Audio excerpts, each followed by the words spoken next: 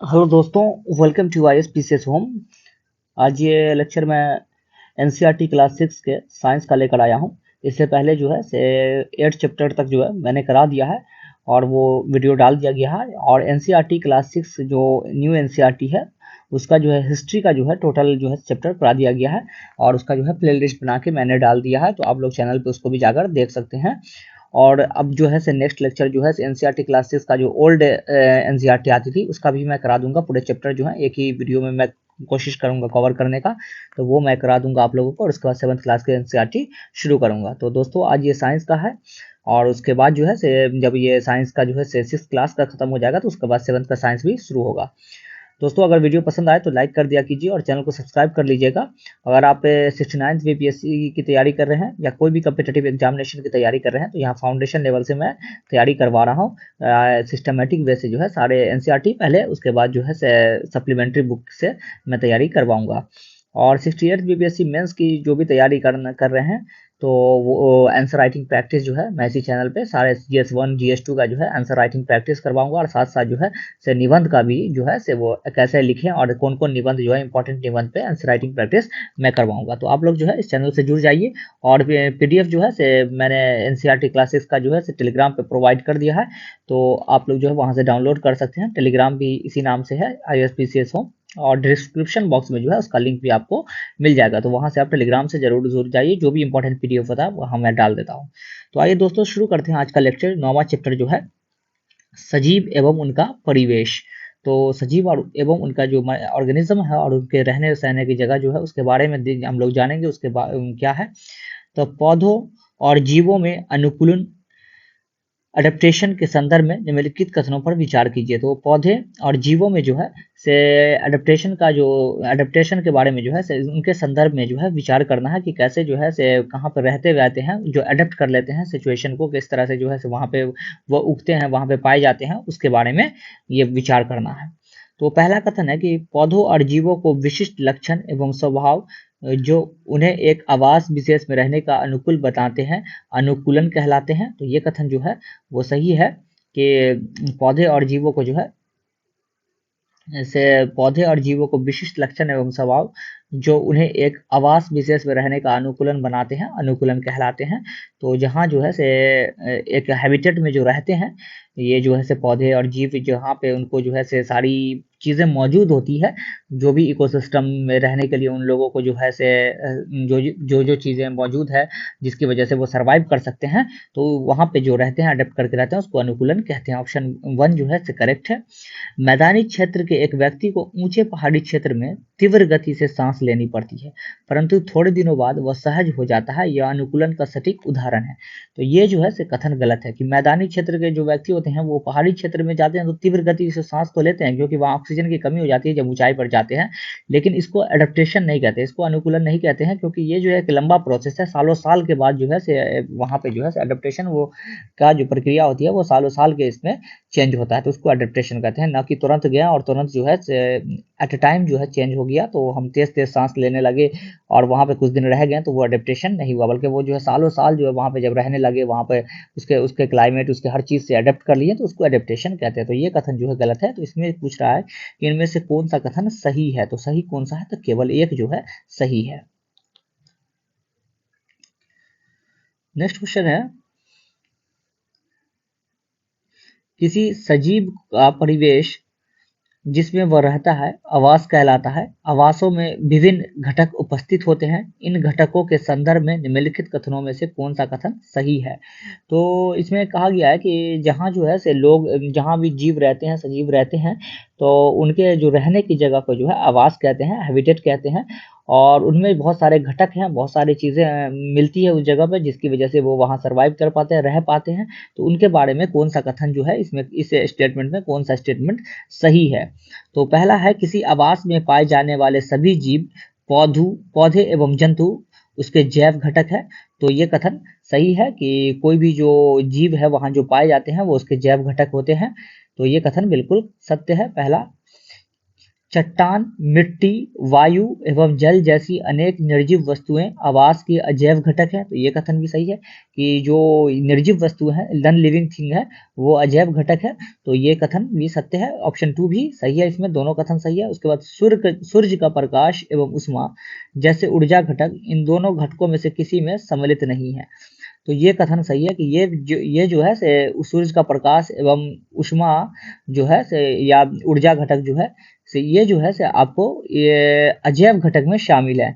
ये सूर्य का प्रकाश, energy, heat वगैरह ये जो है अजैव घटक में शामिल है। तो इसमें जो कथन सही है वो है केवल 1 और 2। तो ऑप्शन ए जो है इसका आंसर हो जाएगा केवल 1 और 2।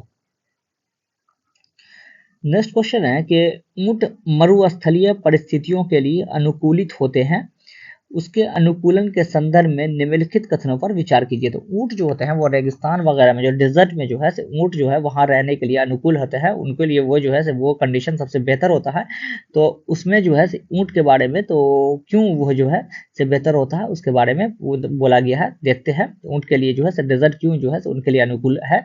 तो देखते हैं, उसके पैर लंबे होते हैं जिससे उसके शरीर रेत की गर्मी से दूर रहता है। तो ये कथन सही है कि उसका जो पैर लंबा होता है जिसकी वजह से जो है से रेत की गर्मी से जो है उसका पैर वो जो है से शरीर जो है से गर्मी से दूर रहता है, और जो है से उसका ऐसा बनावट होता है पैर के खुरों का कि वो धंसता भी नहीं है बालू में। नेक्स्ट है, उसमें मूत्रोत्सर्जन की मात्रा बहुत कम होती है तथा मल शुष्क होता है। तो उसमें जो है से वो यूरिनेशन जो होता है वो बहुत कम करता है, और उसका जो मल वगैरह निकलता है, ये वेस्ट प्रोडक्ट जो वो करता है, तो वो जो है शुष्क होता है, ड्राई होता है, जिसकी वजह से जो पानी जो है उसके थ्रू बाहर नहीं आता है। तो ये कथन भी सही है, इसकी वजह से भी जो है तो उसके लिए ये अनुकूल है डेजर्ट जो है। उसको पसीना नहीं आता है। तो ये भी कथन जो है सही है कि जो ऊंट होता है, कैमल होता है, उसको पसीना नहीं आता है। तो इसमें जो तीनों कथन सत्य है। तो ऑप्शन डी जो है इसका आंसर हो जाएगा 1, 2 और 3। नेक्स्ट है कि निम्नलिखित पर विचार कीजिए। तो क्या क्या है, मछली, स्क्विड और ऑक्टोपस। इसमें क्या पूछा गया है, उपयुक्त में से किनका शरीर धारा रेखीय नहीं होता है। तो इसमें पूछा गया कि किनका शरीर जो है धारा रेखीय नहीं होता है, स्ट्रीम लाइन में नहीं होता है। तो इसमें जो नहीं होता है वो नहीं होता है स्क्विड का और ऑक्टोपस का। और मछली का जो है धारा रेखीय होता है, और मछली का जो शरीर है वो उसको इसी वजह से जो है उसको तैरने में हेल्प करता है मछली का। तो ऑप्शन 2 और 3 जो है इसका आंसर हो जाएगा कि इसका शरीर जो है धारा रेखीय नहीं होता है, स्ट्रीम लाइन नहीं होता है। बहुत सारे समुद्री जानवर का होता है, लेकिन स्क्विड और ऑक्टोपस का जो है वो नहीं होता है। अब नेक्स्ट है कि निम्नलिखित पर विचार कीजिए। तो निम्नलिखित पर देखते हैं, ऑक्टोपस, व्हेल, डॉल्फिन उपयुक्त में से किन में श्वसन के लिए गिल क्लोम नहीं होते हैं। तो इनमें जो है से श्वसन के लिए जो है से गिल नहीं होता है। तो गिल जो नहीं होता है वो नहीं होता है व्हेल में, और उसके बाद डॉल्फिन में। तो व्हेल और डॉल्फिन ये जो है दोनों मेमल है, तो इस वजह से जो है ये जो है लंग्स के थ्रू सांस लेता है। तो इसमें गिल्स के थ्रू नहीं लेता, तो गिल नहीं होता है। तो व्हेल और डॉल्फिन 2 और 3 जो है इसका आंसर हो जाएगा। इसमें जो है गिल नहीं होता है, ऑक्टोपस में गिल होता है। नेक्स्ट है कि नागफनी के पौधों में प्रकाश संश्लेषण निम्नलिखित में से किस भाग में होता है। तो नागफनी का जो पौधा होता है जो डेजर्ट में उगता है ज्यादातर, तो उसमें जो है प्रकाश संश्लेषण किस भाग में होता है, तो वो तने में होता है। ऑप्शन बी जो है इसका आंसर हो जाएगा। नागफनी का जो पौधा होता है वो कांटेदार ज्यादातर होता है, और जो डेजर्ट में जो है मरुस्थल पौधा जो होता है उसका जो है से पत्ती जो है वो ज्यादा नहीं, पत्ती में नहीं बन पाता है, बल्कि जो है पत्ती ही जो है से तने का या कांटे का रूप ले लेता है, और वो तने के जरिए ही जो है से ये करता है, बाष्पोत्सर्जन करता है, यानी ट्रांसपिरेशन जो है वो तने के जरिए करता है। बहुत कम मात्रा में जो है से वाटर का जो है से वो इवापोरेट करता है, ट्रांसपिरेशन के जरिए जो है बहुत कम मात्रा में वाटर निकालता है, वो जल जो है निष्कासित करता है। तो नागफनी के पौधे में जो है प्रकाश संश्लेषण जो है फोटोसिंथेसिस जो है तने में होता है, स्टेम में होता है। अब नेक्स्ट है कि पौधों की पत्तियां श्वसन की प्रक्रिया में वायु को अंदर लेती है। इस प्रक्रिया के अगले चरण में पत्तियां निम्नलिखित में से क्या करती है। तो श्वसन में जो है से जब रेस्पिरेशन करती है पत्तियां, तो उसमें जो है से वायु, जब हम लोग भी वायु को ही लेते हैं, तो उसमें क्या कंडीशन होता है पौधों में। तो पौधों में क्या कंडीशन होता है, कार्बन डाइऑक्साइड का उपयोग करती है तथा ऑक्सीजन वायु में निष्कासित करती है। तो ये नहीं करती है, कार्बन डाइऑक्साइड का उपयोग नहीं करती है।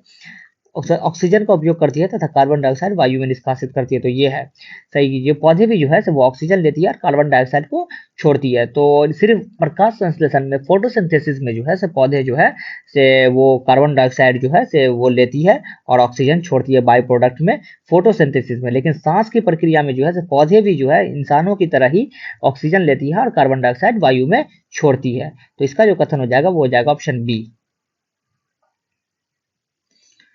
नेक्स्ट है कि निम्नलिखित में से किन में श्वसन प्रक्रिया संपन्न होती है। तो श्वसन प्रक्रिया जो है रेस्पिरेशन किस में होती है? पौधे में, जीव में, बीज में। तो तीनों में जो है श्वसन होता है। तो ऑप्शन डी जो इसका आंसर हो जाएगा। 1, 2 और 3 ये तीनों में जो है श्वसन की प्रक्रिया होती है, जिसकी वजह से ही ये तीनों बढ़ पाते हैं, जिसका ग्रोथ हो पाता है, सीड जो है फर्टिलाइज हो पाता है। तो इसी वजह से तो 1, 2 और 3 जो है इसका आंसर हो जाएगा। उसके बाद नेक्स्ट है कि निम्नलिखित पर विचार कीजिए। तो निम्नलिखित पर विचार करना है। उत्सर्जन, उद्दीपन के प्रति अनुक्रिया, प्रजनन। पूछा गया उपयुक्त में से कौन से सजीवों, जंतु और पौधों दोनों के लक्षणों में सम्मिलित है। तो ये जो है तीनों जो है उत्सर्जन, उद्दीपन के प्रति अनुक्रिया और प्रजनन जो है ये तीनों में सम्मिलित है। ऑप्शन डी जो है इसका आंसर हो जाएगा कि तीनों जो है इस चीज में प्रजनन सब में होता है। उसके बाद जो है जो प्रक्रिया है ये सारी उत्सर्जन वगैरह जो है ये भी पौधे और जीव में भी होता है। तो ये तीनों कथन जो है तीनों में सब में शामिल है, पौधे और जीव दोनों में, प्लांट्स और एनिमल्स दोनों में, फ्लोरा और फौना दोनों में शामिल है। अब 10वां चैप्टर है गति एवं दूरियों का मापन। तो गति और दूरियों का मापन हम लोग कैसे करते हैं? लेंथ, डिस्टेंस वगैरह का जो मापते हैं वो किसके थ्रू जो है? एसआई यूनिट जो होता है। तो देखते हैं एसआई यूनिट जो है टोटल जो है 7 है। पेरिस में जो है ये बात ये रखी गई थी कि 7 एसआई यूनिट को अपनाया गया था। तो उस 7 एसआई यूनिट के बारे में कौन कौन है तो देखते हैं कि निम्नलिखित में से लंबाई की एसआई मात्रा कौन सा है। तो लंबाई का कौन सा होता है? तो लंबाई का जो एसआई मात्रा का होता है वो होता है मीटर, और मास का होता है किलो जो है मास का होता है। तो लंबाई का लेंथ का जो होता है वो मीटर होता है। नेक्स्ट है कि निम्नलिखित युग्मों पर विचार कीजिए। तो देखते हैं कौन सही है, इसमें कौन सा युग्म जो है, कौन सा मैच द कॉलम जो है सही है। वाहन, सरल रेखीय गति, रेक्टिलिनियर मोशन होता है वाहन में, तो ये सही है। पंखा, आवर्ती गति, तो पंखा में आवर्ती गति नहीं होता बल्कि सर्कुलर मोशन होता है, तो ये गलत है। पीरियडिक मोशन नहीं होता। झूला वर्तुल गति, सर्कुलर मोशन नहीं, ये पीरियडिक मोशन होता है, तो ये गलत है। इस झूला में जो है पीरियडिक मोशन होता है। तो केवल एक जो है सही है। पीरियडिक मोशन क्या होता है कि जो एक जगह पे हम लोग उसको कर दिए, झूला को आप देखते हुए फिर अपनी जगह पे आता है, फिर वापस जाता है उस जगह से पीछे, फिर पीछे से आगे आएगा, फिर उस जगह पे वापस जाएगा, मतलब पीरियड। आप घड़ी को देखते जाएगा, पेंडुलम जो है इधर उधर होता है, तो वो जो है पीरियडिक मोशन का एक उदाहरण है।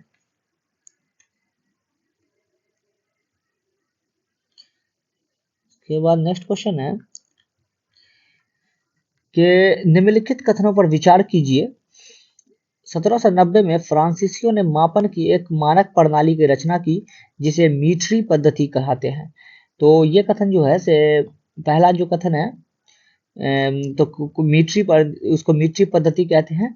तो ये कथन जो है सत्य है कि 1790 में जो है फ्रांसीसियों ने मापन की एक मानक प्रणाली की रचना की जिसे मीट्री पद्धति कहते हैं। 1 मीटर को 100 सेंटीमीटर भागों में विभाजित किया जाता है जिसे सेंटीमीटर कहते हैं। तो ये सही है कि 1 मीटर जो है 100 सेंटीमीटर के बराबर होता है। तो ये कथन जो है वो सही है। 1 सेंटीमीटर में 20 मिलीमीटर होते हैं। तो ये कथन जो है गलत है कि 1 सेंटीमीटर में जो है 10 मिलीमीटर होता है, ना कि 20 मिलीमीटर। तो ये कथन जो है वो गलत है। तो ऑप्शन सी जो है वो गलत हो जाएगा। ऑप्शन सी इसमें गलत है। बाकी 1, 2 जो है सही है। पेरिस में ही ये एसआई मात्रक का जो है 1790 में ये किया गया था, जिसमें 7 एसआई मात्रक को चुना गया था। अब नेक्स्ट है कि प्रकाश, छायाएं एवं परावर्तन। तो लाइट, शैडो और जो है आपको रिफ्लेक्शन के बारे में दिया गया है। तो पहला क्वेश्चन है कि निम्नलिखित पर विचार कीजिए। तो देखते हैं अपवर्तन, रिफ्रैक्शन, परावर्तन, रिफ्लेक्शन, विवर्तन, डिफ्रैक्शन। तो इसमें पूछा गया है कि दर्पण में प्रतिबिंब के बनने के लिए प्रयुक्त में से कौन सी घटना या घटनाएं आवश्यक है। तो इमेज बनने के लिए जो है किसका होना जरूरी है, क्या होगा जो है अगर हम मिरर से जो इमेज बनेगा तो वो किसके लिए कैसे बनेगा, किस प्रक्रिया के थ्रू बनता है। तो वो बनता है परावर्तन, रिफ्लेक्शन के थ्रू जो है इमेज बनता है। इसका जो ऑप्शन हो जाएगा वो हो जाएगा ऑप्शन 2 जो है इसका आंसर हो जाएगा कि परावर्तन के थ्रू जो है से इमेज बनता है। रिफ्रैक्शन क्या होता है? रिफ्रैक्शन अपवर्तन क्या होता है? जब लाइट एक दूसरे से एक मीडियम से दूसरे मीडियम में जाती है तो वो बेंड कर जाती है और पार करके जो है बेंड कर जाती है, उसको रिफ्रैक्शन कहते हैं। कॉर्नर से जो बेंड करती है उसको डिफ्रैक्शन कहते हैं। परावर्तन क्या होता है कि लाइट जो है वो रिफ्लेक्ट कर जाती है। जब किसी एक मीडियम से दूसरे मीडियम की तरफ जाती है तो वो बल्कि पास नहीं कर पाती है और वो जो है से रिफ्लेक्ट कर जाती है, वापस जो है मुड़ जाती है, उसको कहते हैं रिफ्लेक्शन। नेक्स्ट है व्यक्ति वस्तुओं को देख पाता है जब। तो व्यक्ति वस्तुओं को कब देख पाता है? वस्तु पर प्रकाश पड़े तो नहीं, ये सिर्फ नहीं है। जब व्यक्ति की आंखों पर प्रकाश पड़े तो नहीं, आंखों पर प्रकाश पड़ेगा तो वो भी हम देख नहीं पाएंगे, चौंधिया जाता है। जब प्रकाश वस्तु पर पड़े और आंखों की तरफ आए, तो ये कथन जो सही है कि जब जो है से रिफ्लेक्ट होता है उससे, जिस वस्तु को देखता है उस वस्तु से जो है से लाइट रिफ्लेक्ट होकर हमारी आंखों की तरफ आती है तो उसका जो है इमेज हमारी आंखों पे बनता है, रेटिना पर, तब जाके हम जो है उस चीज को देख पाते हैं। तो ये कथन जो है वो सत्य है, ऑप्शन सी जो है इसका आंसर हो जाएगा। नेक्स्ट है निम्नलिखित कथनों में से असत्य कथन को चयन करें। तो असत्य कथन इनमें से कौन सा है, कौन जो है से सही नहीं है? जब प्रकाश के पथ में कोई अपारदर्शी वस्तु आ जाती है तो उस वस्तु की छाया नहीं बनती है, तो ये कथन गलत है। ऐसा कुछ नहीं है, जब प्रकाश के पथ में कोई भी वस्तु आ जाती है तो उसकी छाया बनती है। दर्पण परावर्तन से हमें स्पष्ट प्रतिबिंब प्राप्त होता है, तो ये सही है कि जब मिरर से जो है रिफ्लेक्शन होता है तो हमको जो है एक स्पष्ट इमेज जो है प्राप्त होता है, तो ये कथन एकदम सही है। प्रवासी वस्तुएं प्रकाश के कुछ भागों को ही अपने में से होकर गुजरने देती है, तो ये भी सही है कि प्रवासी जो वस्तु होता है, ट्रांसलूसेंट जो होता है, वो कुछ ही भाग को जो है से प्रकाश का गुजर पाता है, जैसे तेल लगा हुआ कागज वगैरह। प्रतिबिंब छायाओं से अत्यधिक भिन्न होती है, तो ये सही है कि प्रतिबिंब जो है वो छायाओं से भिन्न होती है, क्योंकि प्रतिबिंब अलग होता है, मतलब इमेज अलग होता है, और शेडो जो है वो अलग होता है। तो दोनों ये जो है कथन सही है। तो इसमें कथन सही नहीं कौन है, तो वो है ए, ऑप्शन ए जो है इसका आंसर हो जाएगा। तो दोस्तों ये जो है टोटल जो है 11 चैप्टर जो है हो गया आपको, मैंने 3 चैप्टर आज करा दिया है। तो इतना जो है से मैं थोड़ा थोड़ा करके करा रहा हूँ ताकि आप लोगों को अच्छे से समझ में आ सके। तो अभी फिलहाल के लिए इतना ही दोस्तों, thank you and have a nice day, till then good bye.